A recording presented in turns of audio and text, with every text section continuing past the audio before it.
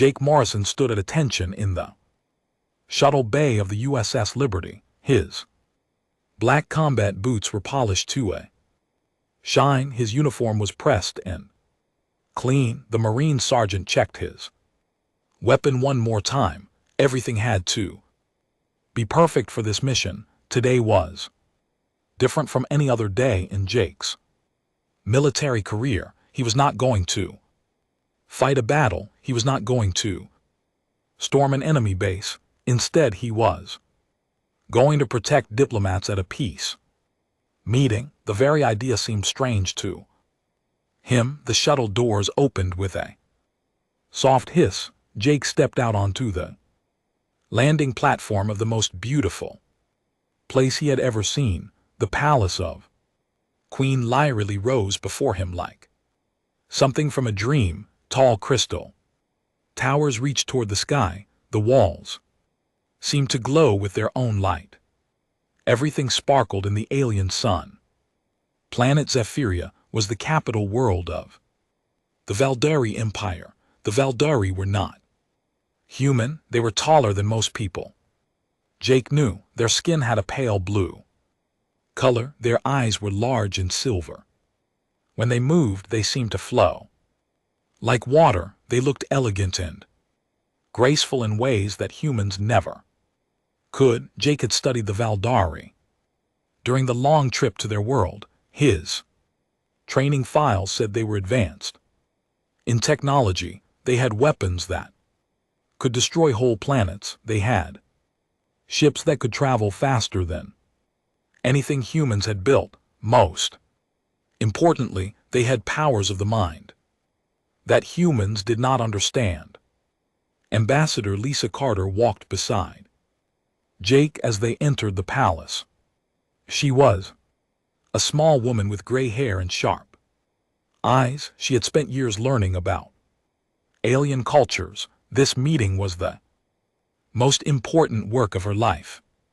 "Remember, Sergeant," she said quietly, "we are guests here. The Valdari have agreed to talk peace for the first time in 200 years. Do not give them any reason to change their minds."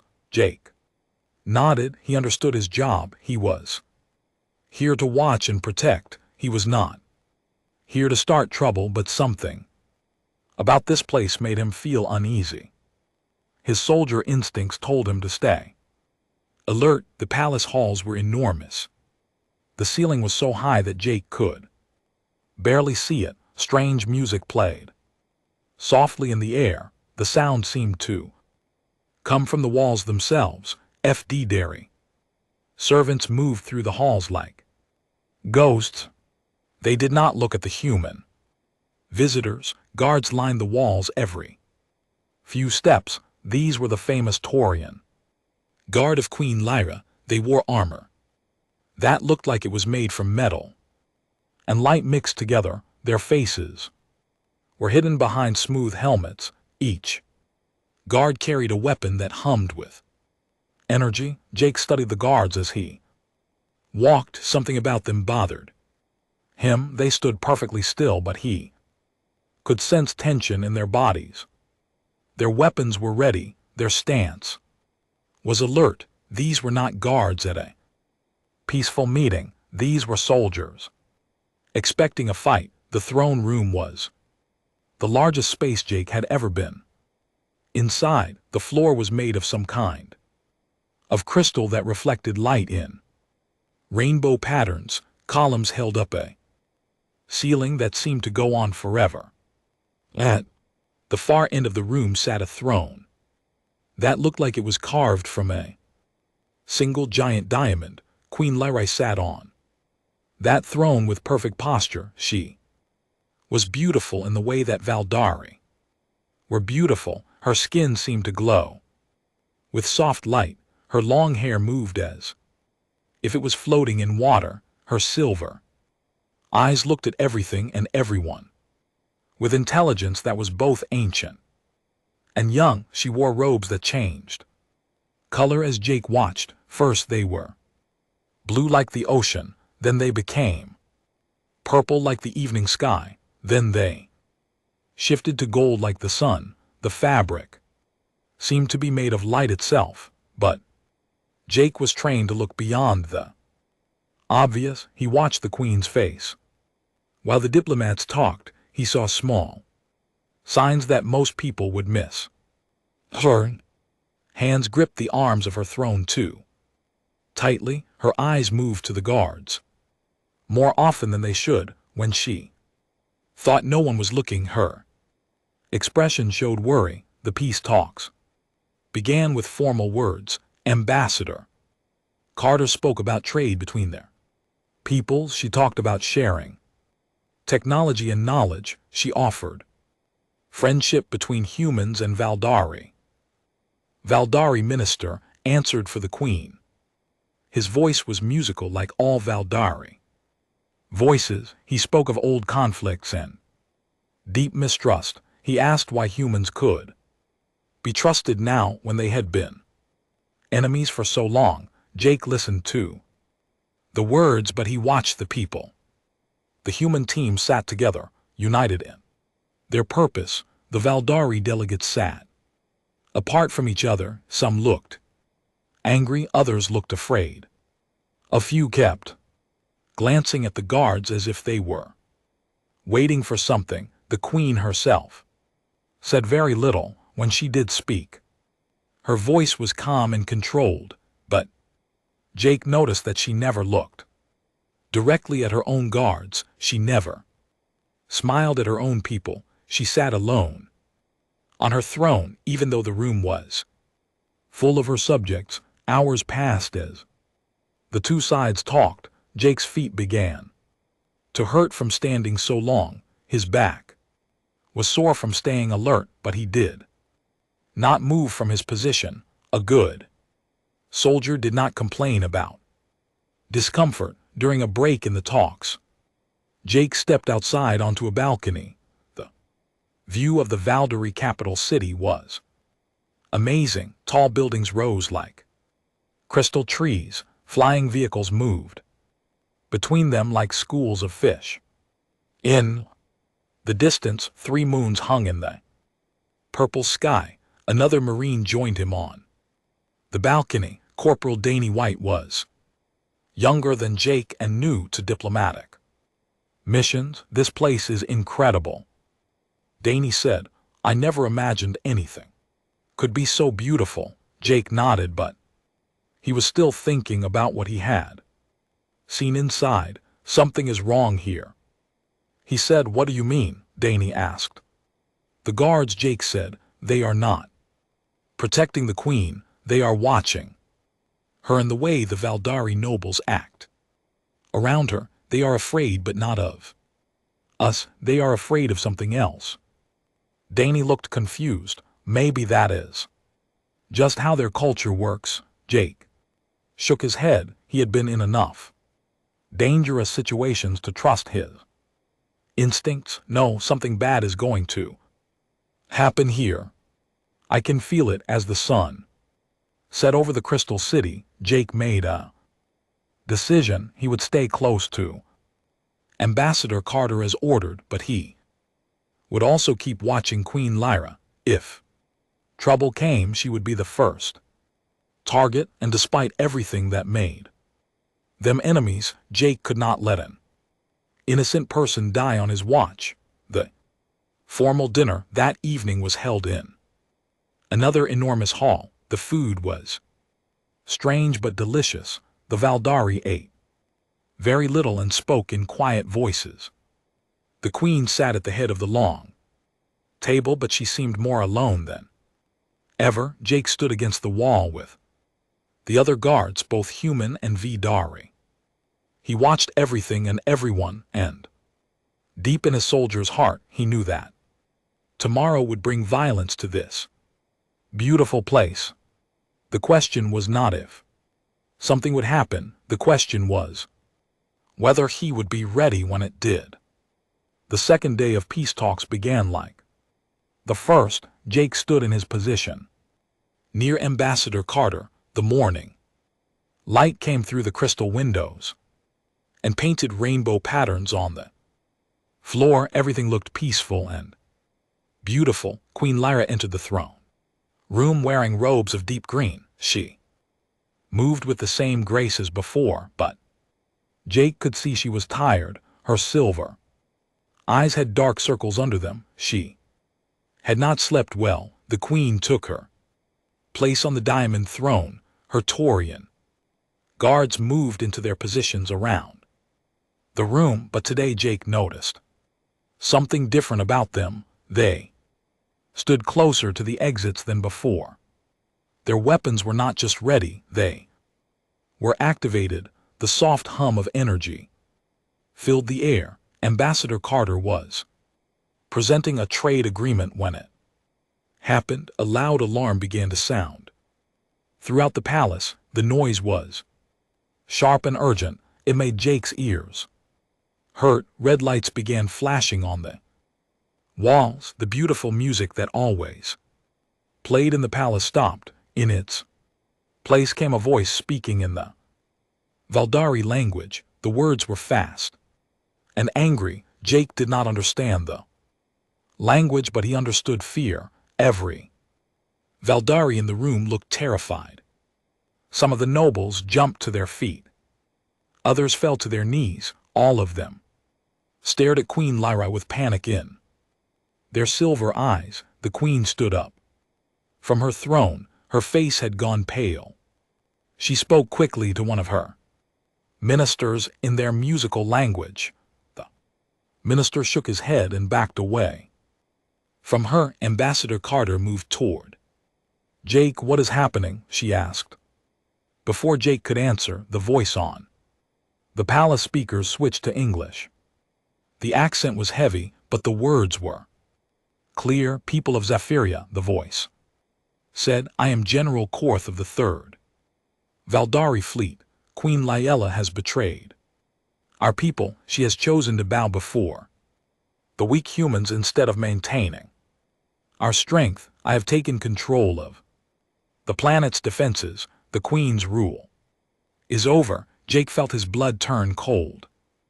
This was a military coup. Someone was trying to take over the government by force, and they were trapped in the middle of it.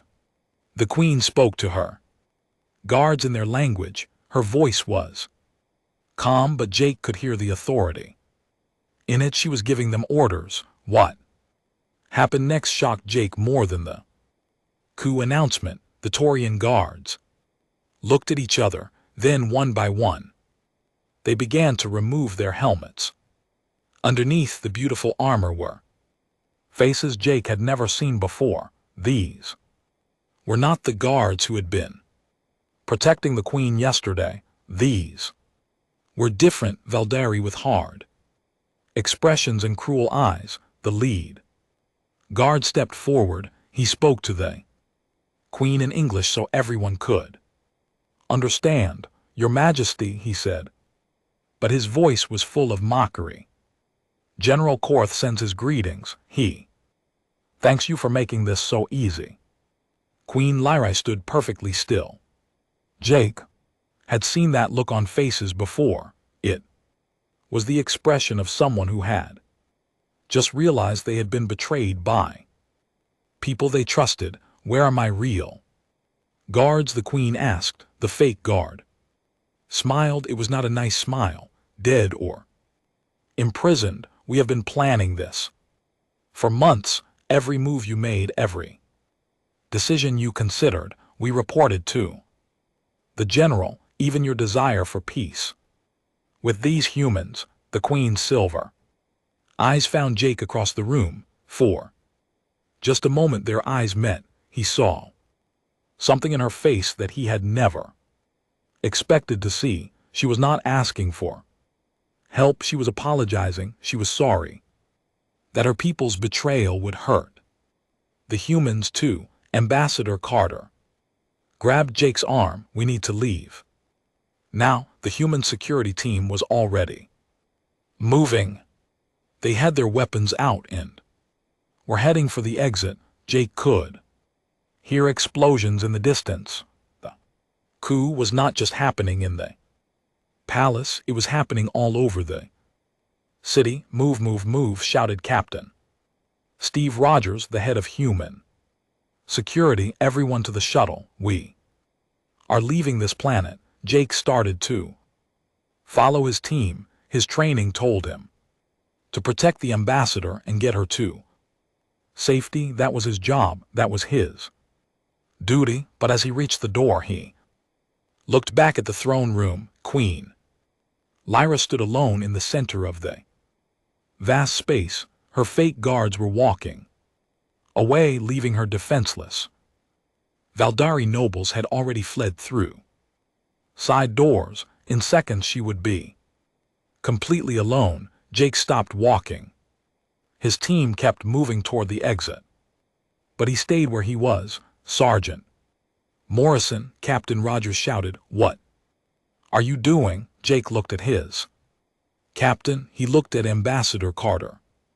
Then he looked back at the Queen. She was trying to access a control panel near her throne. Her fingers moved quickly over the crystal surface, but nothing was happening. The treacherous guards had locked her out of her own palace systems. She does not deserve this, Jake said. She is not our problem, the captain replied. Our job is to get our people to safety. Jake knew the captain was right. Queen Lyra was not human. She was not even an ally. Until yesterday, the Valdari had been enemies of humanity. Jake had no duty to protect her, but he also knew something else. He had spent 2 days watching this woman. He had seen her try to make peace when her own people wanted war. He had seen her stand alone against the hate and fear of her subjects. She was trying to do the right thing, and her reward was betrayal. More explosions shook the palace. Dust fell from the high ceiling through the crystal windows. Jake could see ships landing in the city. General Korath's forces were taking control of everything. Go, Jake told his captain. Get the ambassador to safety. I will catch up. Sergeant, that is an order, Captain Rogers said. Jake had been a soldier for 10 years. He had always followed orders. He had never disobeyed a direct command from a superior officer. But as he watched Queen Lyra standing alone and helpless, he made a choice that surprised even himself.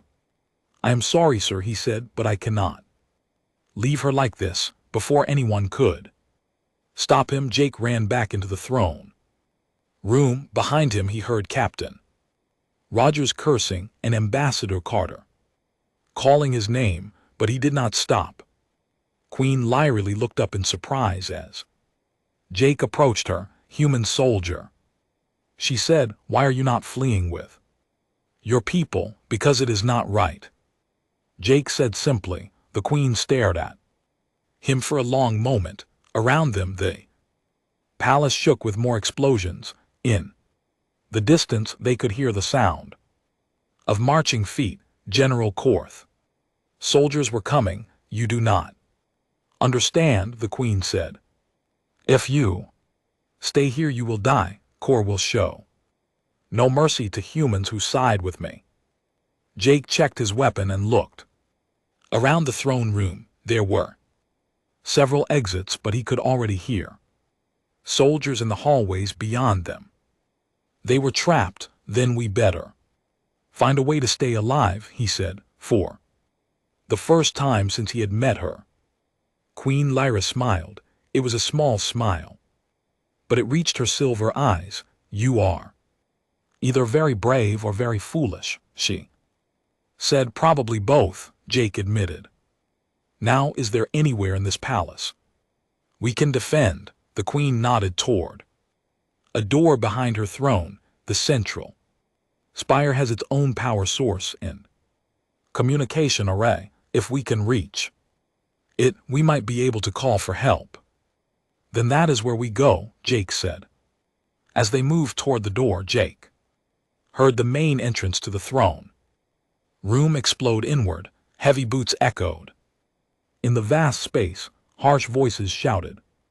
Orders in the Valdari language. Jake and Queen Lyra ran through the door just as the first enemy soldiers entered the throne room. Laser blasts followed them, burning holes in the crystal walls. They were now alone in a hostile palace.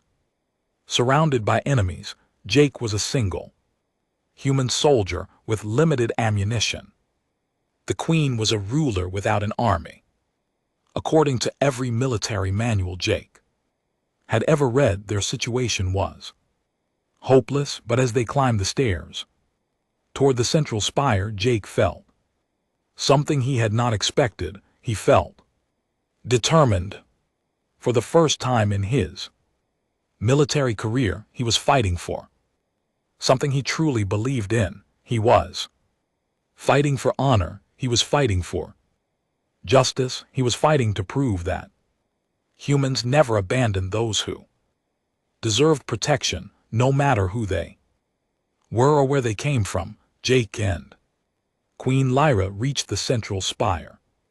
After climbing what felt like 1,000 steps, the spire was a round room with windows that looked out over the entire city. Banks of crystal computers lined the walls. In the center stood a raised platform with control panels that glowed with soft blue light. Jake was breathing hard from the climb. His human lungs were not made for running up so many stairs, but Queen Lyra moved as if she had barely been walking. Her alien body was stronger than it looked.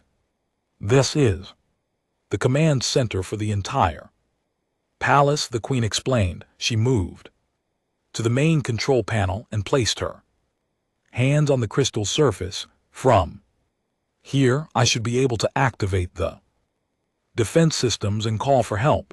Jake watched as she touched different parts of the panel. Colors swirled under her fingers, but nothing happened. No lights came on. No sounds indicated that the systems were working. What is wrong?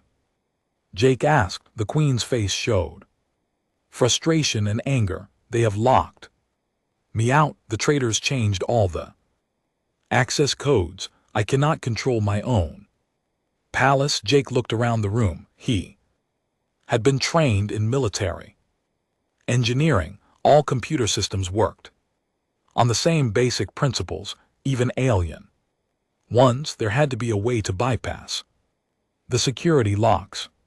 Show me the main power coupling, he said. The queen looked at him with surprise. You think you can understand Valdari technology? Maybe not understand it, Jake said, but I might be able to make it work anyway. The queen pointed to a panel near the floor. Jake knelt down and opened it. Inside were conduits that carried energy to the computers. The patterns were different from human technology, but the purpose was the same. Jake pulled tools from his military kit. He had wire cutters, a small welding torch, and bypass circuits that could connect different systems. His training had taught him to improvise when proper equipment was not available. What are you doing? The queen asked. I am going to trick your computers, Jake said as he worked.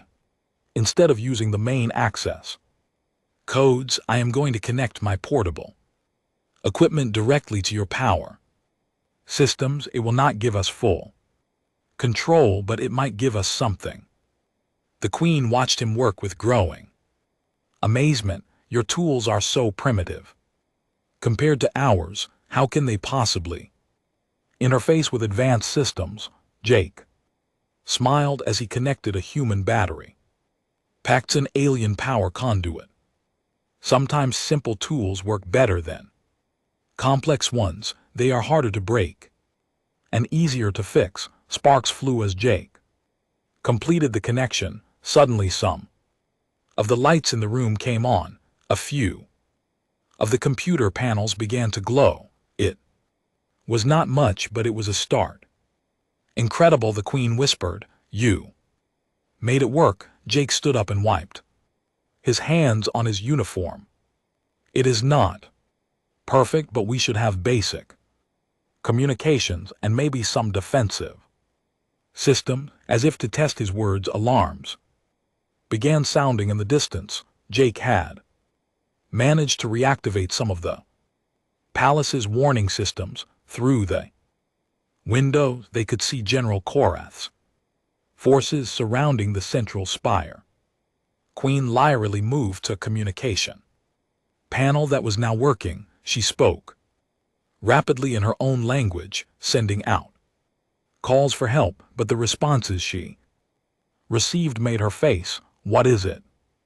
Jake asked. General Korath controls most of the military, she said. The few units that remain loyal to me are scattered across the planet. They cannot reach us in time. Jake looked out the windows at the enemy forces below.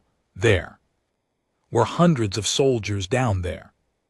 They had heavy weapons and flying vehicles. Even if help was coming, he and the Queen would have to survive until it arrived. Then we make our stand here, Jake said. He began checking his equipment. He had his rifle, 4 extra magazines of ammunition, 2 grenades, and his military knife. It was not much against an army. The Queen watched him prepare for battle. You could still escape, she said. There are maintenance tunnels that lead outside the palace. You could reach your people. Jake looked at her. Seriously, why do you want peace with humanity? The question seemed to surprise her. Because war brings only death and suffering. I have seen too many of my people die fighting yours. I want to build something better. That is why I am staying.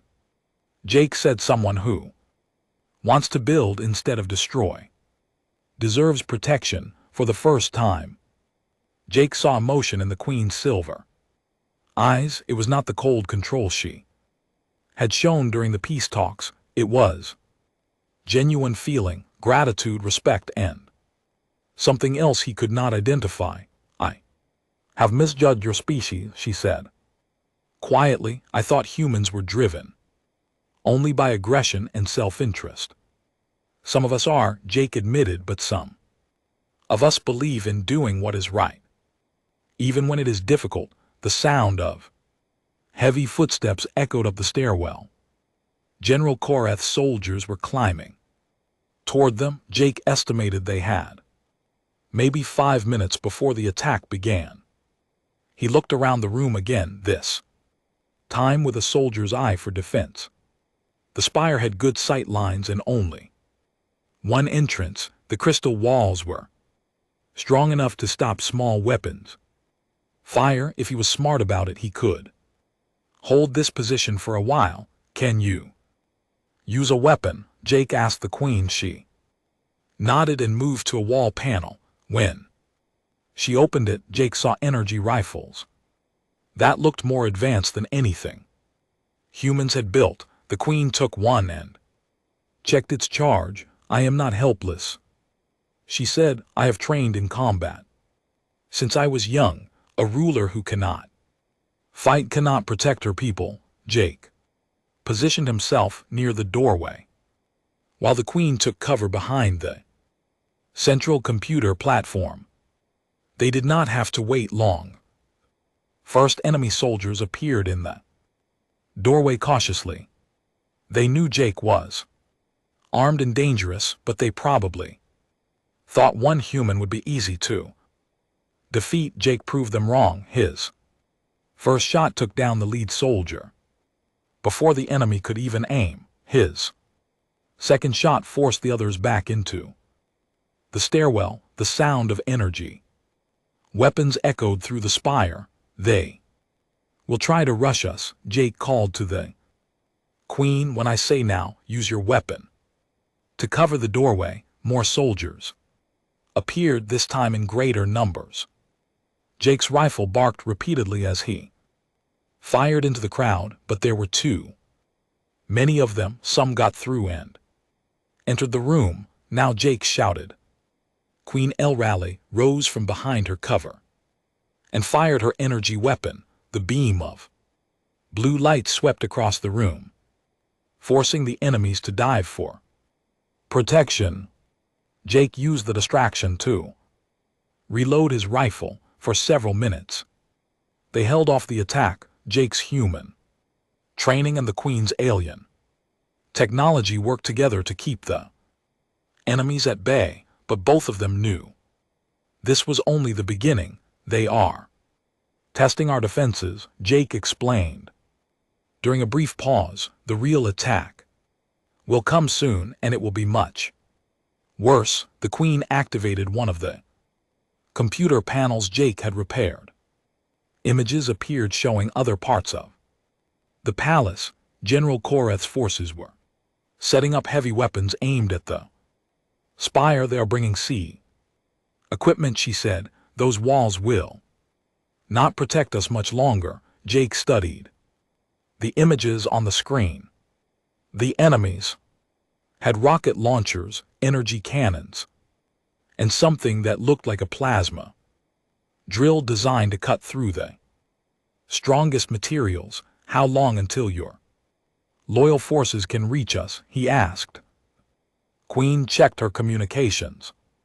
Several hours at the minimum. Kor has blocked all the main routes to the palace. Jake did some quick calculations in his head. With the weapons the enemies were bringing, the spire would not last more than 30 minutes. Once the main attack started, they needed a new plan. Is there anything else in this palace that could help us? He asked. Secret weapons, hidden defenses, anything. The Queen thought for a moment. There are the ancient vaults beneath the palace. They contain artifacts from the early days of our civilization. Some of them are weapons too dangerous to use right now. Dangerous sounds good, Jake said. The Queen looked uncertain. You do not understand. These weapons were sealed away because they could destroy not just our enemies but ourselves as well. Jake heard the sound of heavy machinery being moved into position outside. Whatever the enemies were planning, it would begin soon. Sometimes, he said, the only way to win is to take risks that seem impossible. The Queen stared at him for a long moment, then she nodded slowly. There is a passage behind that wall panel. It leads down to the vaults, but once we leave this room, we cannot return. The enemies will destroy everything up here. Jake looked around the spire one last time. It had been a good defensive position, but it was about to become a trap. Sometimes a soldier had to know when to retreat to fight another day. Then we go down, he said, and we find something that will even the odds. As they prepared to leave their defensive position, Jake realized something had changed between him and Queen Lyrie. They were no longer a human soldier and an alien ruler. They were partners fighting together against impossible odds, and somehow that partnership felt like the most important thing in the galaxy. The hidden passage led down into the dark heart of the palace. Jake followed Queen Lyrie through tunnels that had been carved from solid rock thousands of years ago. The walls were covered with strange symbols that glowed with pale light. These passages are older than the palace above, the Queen explained. As they walked, they were built by my ancestors when the Valdari first came to this world. Jake kept his rifle ready as they descended deeper underground. The air grew cooler and filled with a strange humming sound. It reminded him of the energy weapons the Valdari used, but much more powerful. After what felt like an hour of walking, they reached a massive door made of black metal. Ancient symbols covered its surface. In the center was a handprint scanner that still glowed with blue light after all these centuries. Queen Lorali placed her hand on the scanner. The door recognized her genetic pattern and began to open with a deep, rumbling sound. Cool air rushed out, carrying with it the smell of old metal and forgotten power. Welcome to the vault of forbidden things, the queen said. Jake stepped inside and felt his breath catch in his throat. The chamber was enormous, larger even than the throne room above. Along the walls stood weapons that looked like they had been designed by gods rather than mortals. Some were clearly guns, but they were the size of small buildings. Others looked like armor that could protect entire armies. In the center of the room stood something that Jake could not even identify, a sphere of dark metal that seemed to absorb light itself. Your people built all this? Jake asked in amazement. My ancestors were not always peaceful, the queen replied. In the early days, we fought terrible wars against other races. These weapons were created for those conflicts. When the wars ended, we sealed them away, hoping never to use them again. Jake walked among the ancient weapons, looking for something he could actually use. Most were too large or too complex for one person to operate, but in a corner of the vault he found something more promising. It was a suit of armor that looked like it was made for someone human-sized. The metal was silver and seemed to flow like liquid. Next to it hung a weapon that was clearly a rifle, but more advanced than anything Jake had ever seen. What is this? He asked. Queen looked at the armor with recognition and fear. That is the armor of the last warrior. It was made for single combat against impossible odds. The wearer becomes faster, stronger, and nearly impossible to kill, but the power comes with a cost. What kind of cost?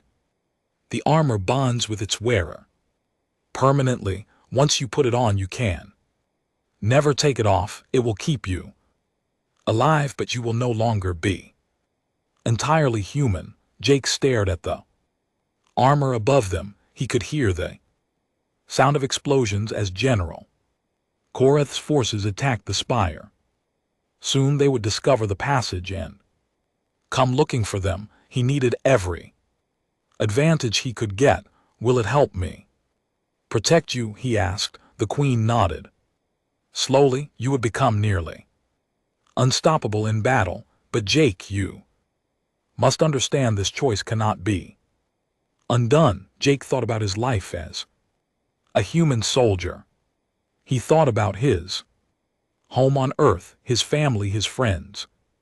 If he put on this armor, he would never see any of them again. He would become something else, something between human and alien. But then he thought about Queen Laurel, standing alone in her throne room, abandoned by everyone she trusted.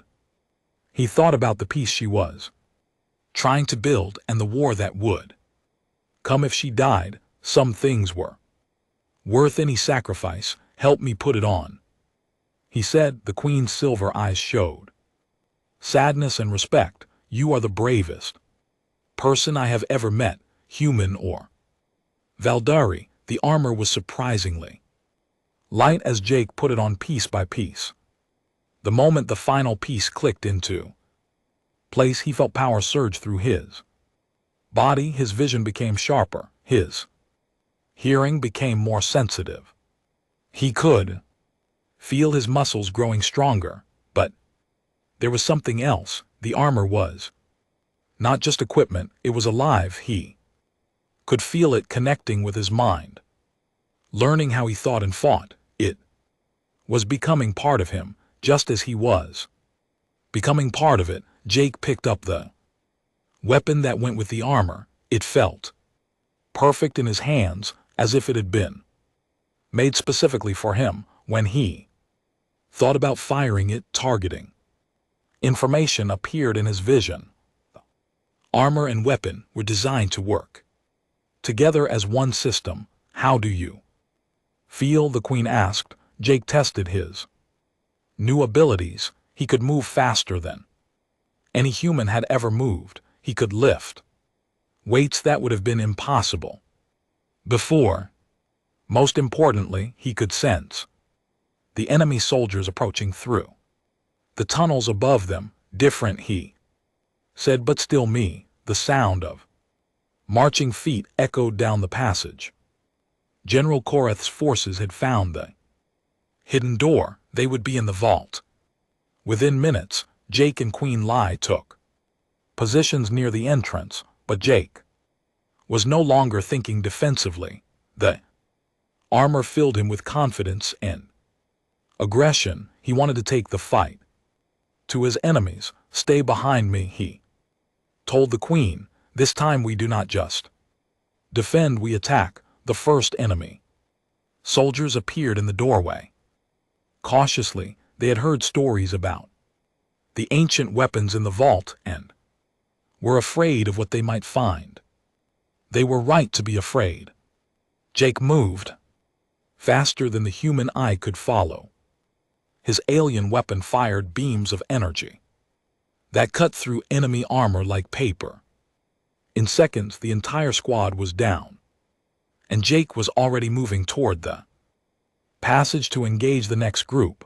The Queen followed behind him, amazed by what she was seeing. Jake fought like no warrior she had ever witnessed. He combined human tactics with alien technology to create something entirely new, but the enemies kept coming.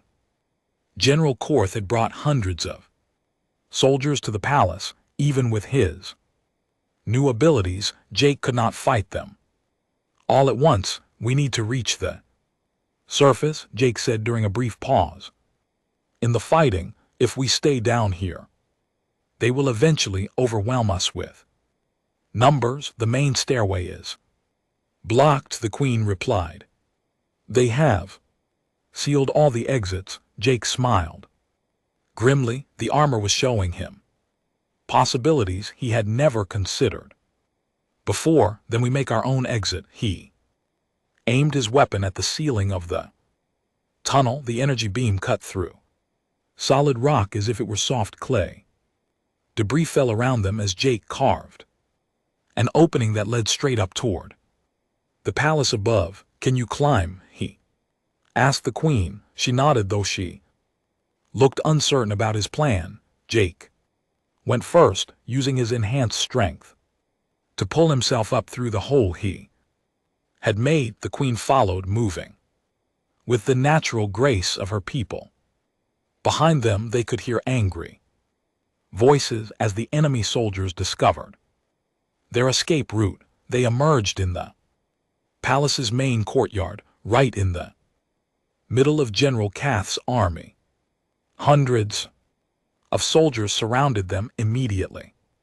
Flying vehicles circled overhead. Heavy weapons were aimed at them from every direction. Standing in the center of the courtyard was General Korath himself. He was the largest Valdari Jake had ever seen, nearly 8 feet tall and covered in cybernetic implants that enhanced his natural abilities. His face was scarred from old battles and his eyes burned with hatred. So, the general said in a voice like grinding metal, the weak Queen has found herself a pet human.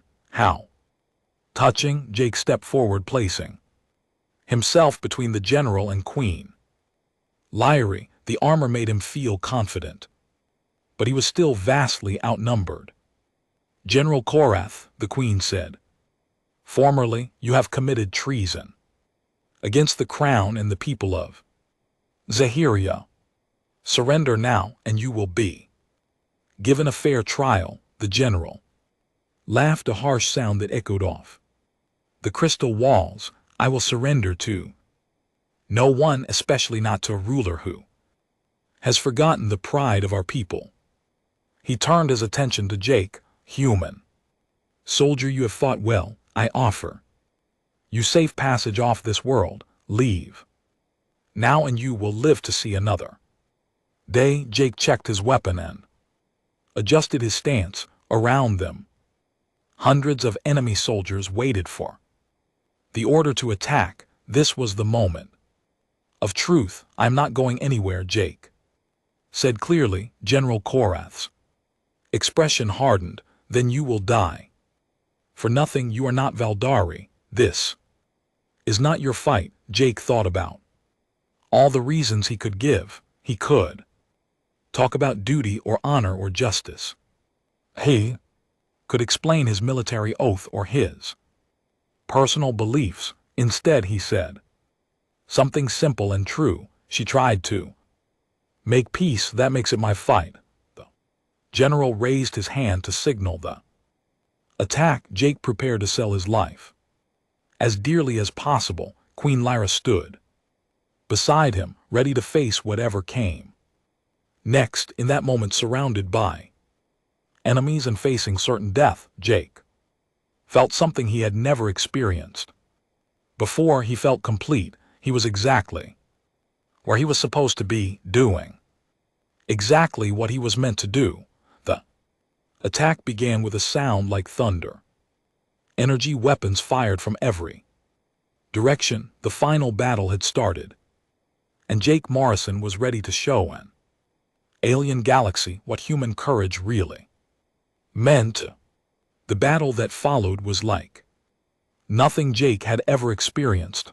The ancient armor moved his body faster than thought. His weapon fired beams of energy that could cut through any material. But even with these advantages, he was still one warrior against an army. Jake rolled behind crystal fountain as enemy fire rained down around him. The armor protected him from most of the damage, but he could feel its power slowly draining with each hit. The weapon was incredibly powerful, but it was not unlimited. Queen Lyra crouched beside him, firing her own weapon at the circling aircraft. There are too many of them, she said. Even with the ancient armor, you cannot fight them all. Jake looked around the courtyard. General Korath's soldiers were advancing from every direction.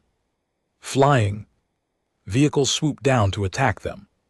From above, heavy weapons were being moved into position to finish them off. Maybe I cannot win, Jake said, but I can make sure they remember this fight. He stood up and charged directly at the largest group of enemy soldiers. The armor made him nearly invisible as he moved. His weapon cut through their ranks like a blade through paper. For a few moments, it looked like he might actually succeed, but then the heavy weapons opened fire. Energy blasts the size of cars slammed into Jake and sent him flying across the courtyard. Armor protected him from death, but he could feel it weakening. Cracks appeared in the metal. Warning lights flashed in his vision. General Korath walked toward him slowly, enjoying his victory. You fought well, human, but courage without wisdom is just another form of foolishness. Jake tried to stand, but his legs would not support him. The armor was failing. His weapon was cracked and useless. Around him, hundreds of enemy soldiers waited for the order to finish him off. Queen Laryl ran to his side, ignoring the weapons pointed at her. She knelt beside Jake and placed her hand on his armored chest. You have done enough, she said softly. No one could have done more. General Korath raised his weapon to execute them both. Any last words before you die for your pointless ideals? Jake looked up at the general through his cracked helmet. Blood ran down his face, but his eyes were still clear and determined. Yeah, he said, I have something to say. He activated the Emergency beacon in his armor. The signal went out on all frequencies, both human and Valdari. His voice was broadcast across the planet and beyond. "My name is Sergeant Jake Morrison of the Terran Federation Marines," he said. "Clearly, I came to this world as part of a peace mission when General Korath tried to murder Queen Lyra for wanting peace. I chose to protect her. I am about to die for that choice, and I am proud of it." The general tried to cut off the transmission, but the ancient armor was too advanced for him to understand. Jake's words continued to go out across space to anyone listening. Jake said, "Remember this day. Remember that some things are worth fighting for. No matter the cost, peace is worth fighting for, justice is worth fighting for, and sometimes doing the right thing means standing with your former enemies against those who choose violence over hope." General Korath snarled and aimed his weapon at Jake's head, but before he could fire, new sounds filled the air. Ships were approaching the palace. Many ships, the first to arrive, were human vessels. Jake recognized the markings of the USS Liberty and several other Federation ships. Ambassador Carter had not abandoned him after all. She had gone for help, but to Jake's surprise, the human ships were not alone. Valdari vessels flew alongside them. These were not General Korath's ships. These were vessels loyal to Queen Lyra, and they had joined forces with the humans.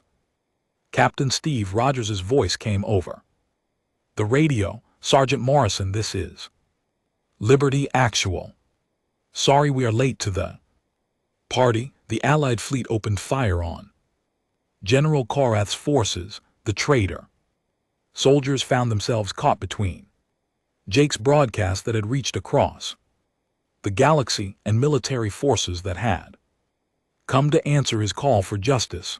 But the most important part was not the ships or the weapons. It was what Jake's broadcast had accomplished across the planet. Valdari citizens had heard his words. They had seen a human soldier willing to die to protect their queen, while their own guards betrayed her. Riots broke out in cities across Zaporizhia.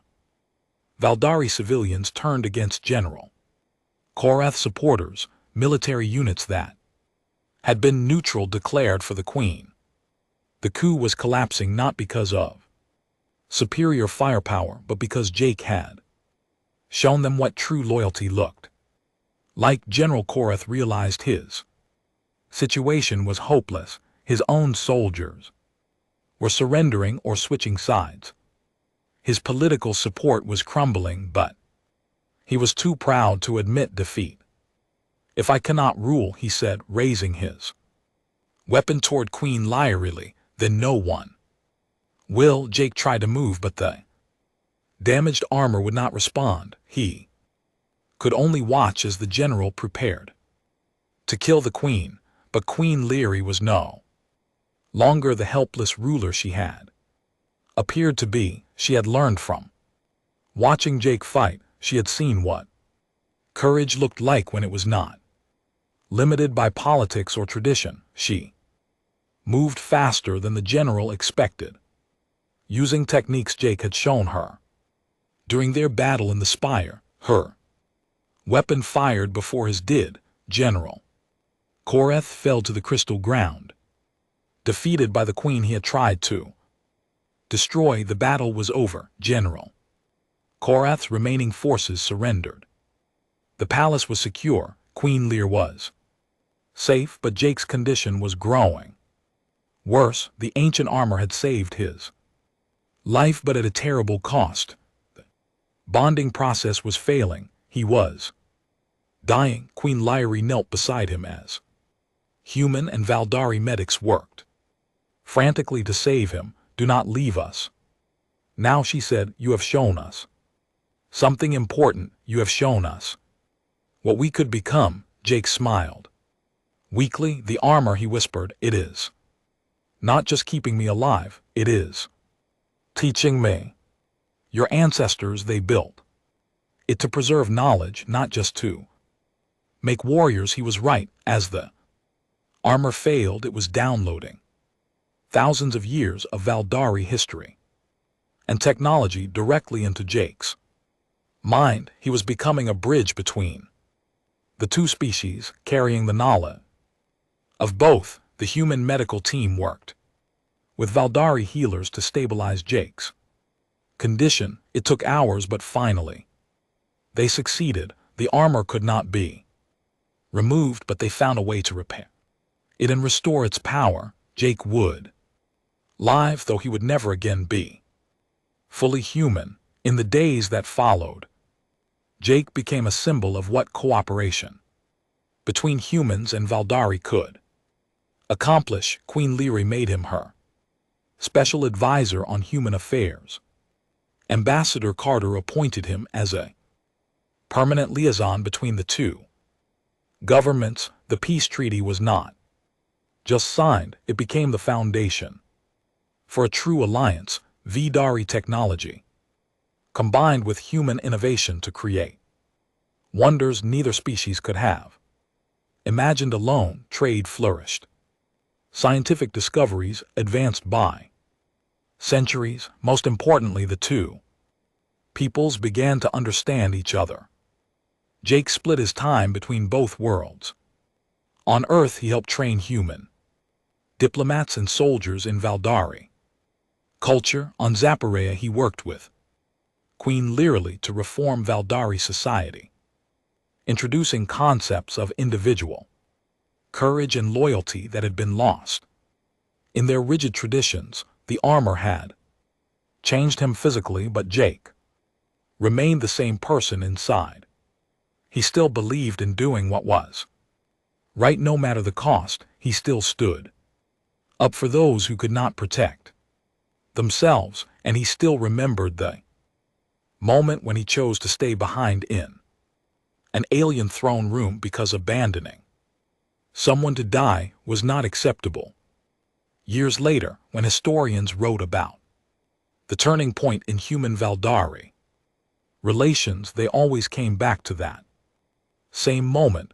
It was not grand strategy or superior technology that brought peace between the species. It was one human soldier who chose to protect an alien queen when everyone else had abandoned her. Jake often thought about that choice as he walked through the crystal gardens of the palace, now rebuilt and more beautiful than ever. Children of both species played together in the courtyards. Scientists from Earth and Zaporea worked side by side in the laboratories. Former enemies had become friends. Queen Leary found him there one evening, watching the sunset paint the crystal spires in colors of gold and crimson. She had changed too over the years. The lonely, isolated ruler had become a leader who inspired genuine loyalty and love. Do you ever regret it? She asked. The choice you made that day. Jake looked at his armored hands, forever changed by alien technology. He thought about the life he had given up and the new life he had gained. He thought about the peace that now existed where there had once been only suspicion and fear. No, he said simply, some things are worth any sacrifice. Queen Leary smiled and placed her hand on his armored shoulder. My people have a saying, she said. The greatest warriors are not those who conquer their enemies, but those who turn their enemies into friends. Jake nodded. Humans have a saying too. Good soldier fights not because he hates what is in front of him, but because he loves what is behind him. Together, they watch the stars come out over a world where two species had learned to live in harmony. It had cost Jake his humanity, but it had given him something even more valuable, the knowledge that sometimes One person choosing to do the right thing could change the entire galaxy. In the distance, ships from both worlds moved peacefully through the sky, carrying trade goods and passengers and messages of friendship. Children who had been born after the peace could not imagine a